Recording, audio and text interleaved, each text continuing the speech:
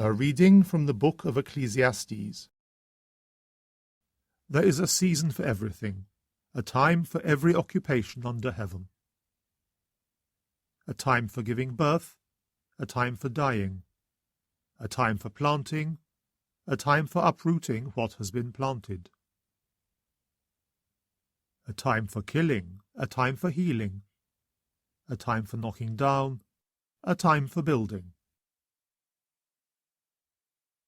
A time for tears, a time for laughter, a time for mourning, a time for dancing. A time for throwing stones away, a time for gathering them up, a time for embracing, a time to refrain from embracing. A time for searching, a time for losing, a time for keeping, a time for throwing away. A time for tearing, a time for sowing, a time for keeping silent, a time for speaking,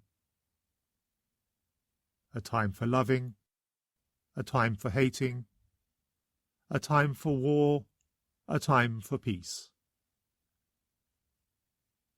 What does a man gain for the efforts that he makes?